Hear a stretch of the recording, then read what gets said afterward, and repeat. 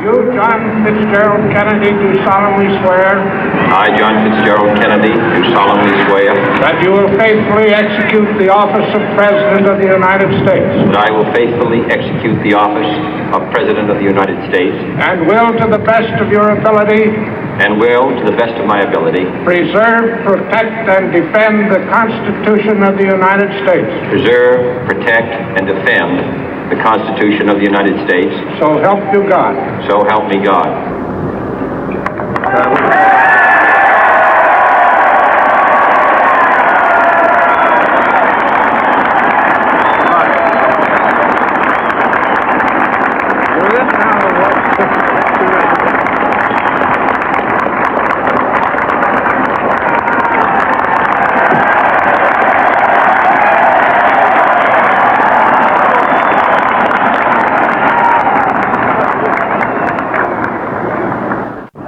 Vice President Johnson, Mr. Speaker, Mr. Chief Justice, President Eisenhower, Vice President Nixon, President Truman, Reverend clergy, fellow citizens.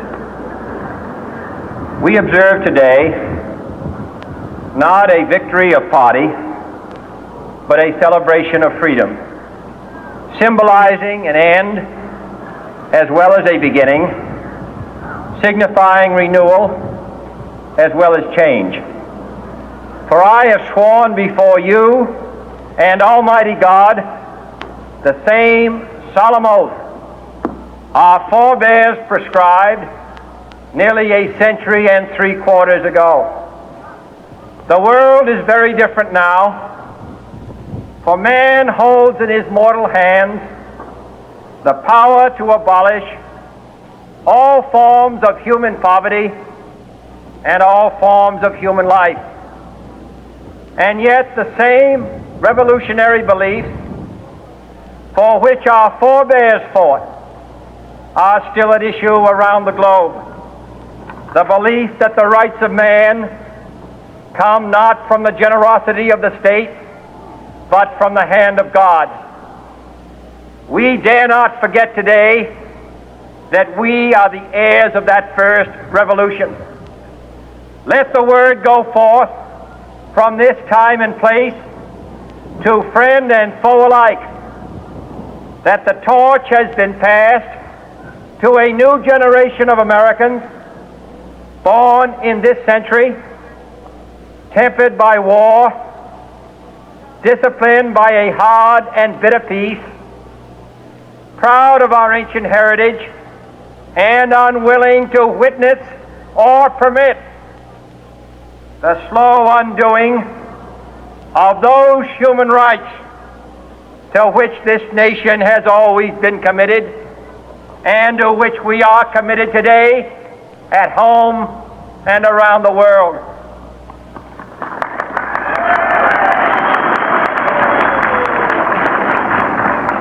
Let every nation know, whether it wishes us well or ill, that we shall pay any price, bear any burden, meet any hardship, support any friend, oppose any foe to assure the survival and the success of liberty.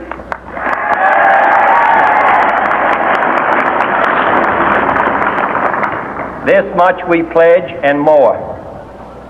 To those old allies whose cultural and spiritual origins we share, we pledge the loyalty of faithful friends. United, there is little we cannot do in a host of cooperative ventures. Divided, there is little we can do, for we dare not meet a powerful challenge at odds and split asunder. To those new states whom we welcome to the ranks of the free, we pledge our word that one form of colonial control shall not have passed away, merely to be replaced by a far more iron tyranny. We shall not always expect to find them supporting our view, but we shall always hope to find them strongly supporting their own freedom, and to remember that in the past, those who foolishly sought power by riding the back of the tiger ended up inside.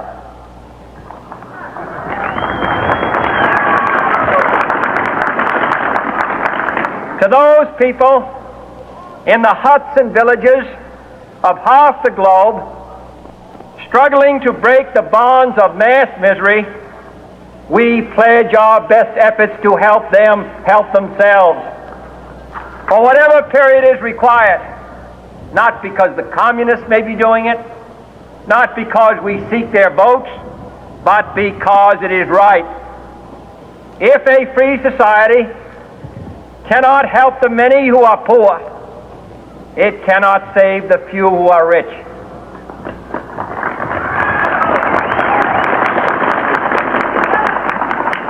To our sister republics south of our border, we offer a special pledge to convert our good words into good deeds, in a new alliance for progress, to assist free men and free governments in casting off the chains of poverty. But this peaceful revolution of hope cannot become the prey of hostile powers. Let all our neighbors know that we shall join with them to oppose aggression or subversion anywhere in the Americas. And let every other power know that this hemisphere intends to remain the master of its own house.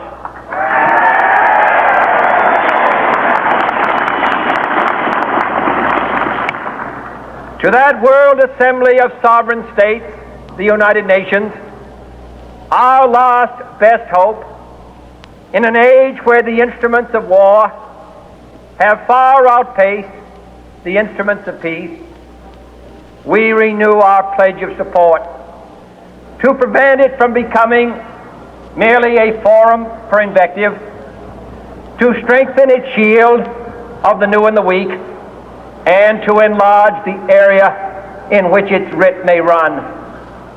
Finally, to those nations who would make themselves our adversary, we offer not a pledge, but a request that both sides begin anew the quest for peace.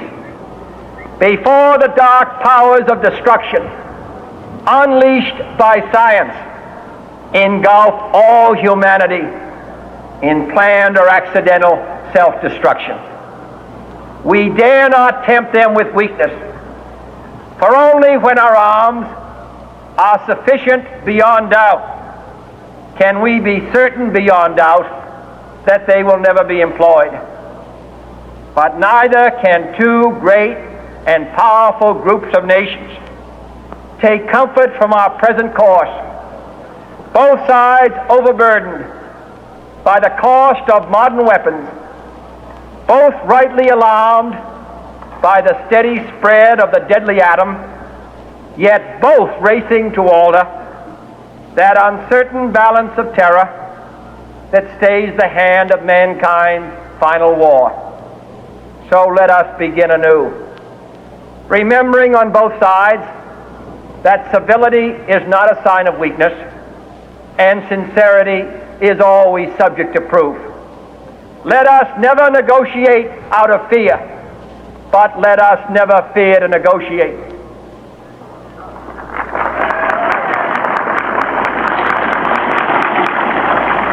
Let both sides explore what problems unite us, instead of belaboring those problems which divide us.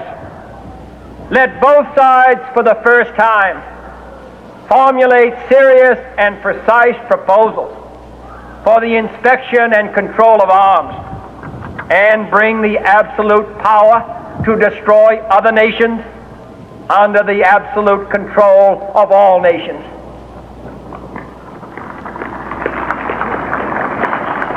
Let both sides seek to invoke the wonders of science instead of its terrors. Together, let us explore the stars, conquer the deserts, eradicate disease, tap the ocean depth, and encourage the arts and commerce. Let both sides unite to heed in all corners of the earth the command of Isaiah to undo the heavy burden and let the oppressed go free.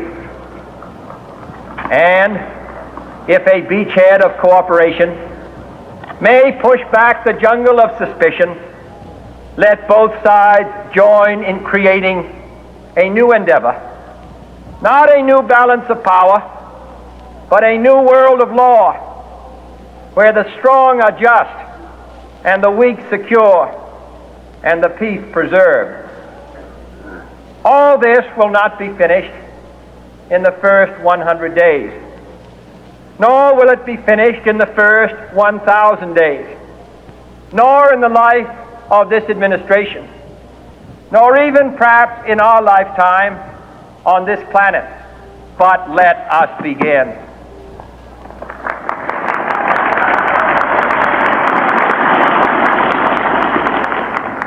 In your hands, my fellow citizens, more than mine, will rest the final success or failure of our course. Since this country was founded, each generation of Americans has been summoned to give testimony to its national loyalty. The graves of young Americans who answered the call to service surround the globe. Now the trumpet summons us again, not as a call to bear arms, though arms we need, not as a call to battle, though in battle we are, but a call to bear the burden of a long twilight struggle, year in and year out, rejoicing in hope, patient in tribulation, a struggle against the common enemies of man, tyranny, poverty, disease, and war itself. Can we forge against these enemies a grand and global alliance, north and south, east and west, that can assure a more fruitful life for all mankind? Will you join in that historic effort?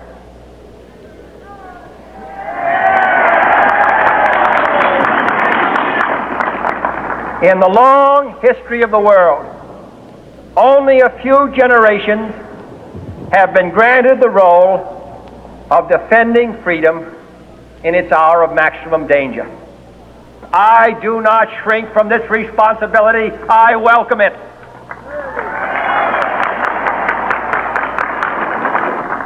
I do not believe that any of us would exchange places with any other people or any other generation.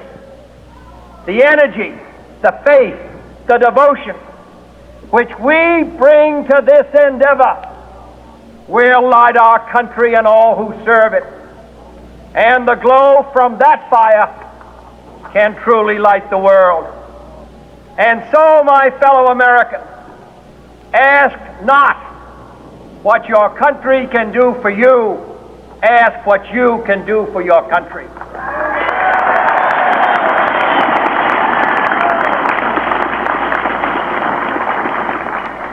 My fellow citizens of the world, ask not what America will do for you, but what together we can do for the freedom of man.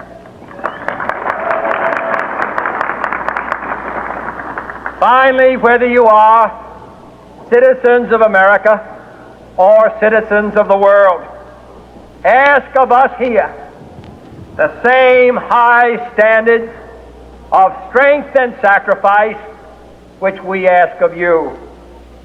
With a good conscience, our only sure reward, with history the final judge of our deeds, let us go forth to lead the land we love, asking His blessing and His help, but knowing that here on earth God's work must truly be our own.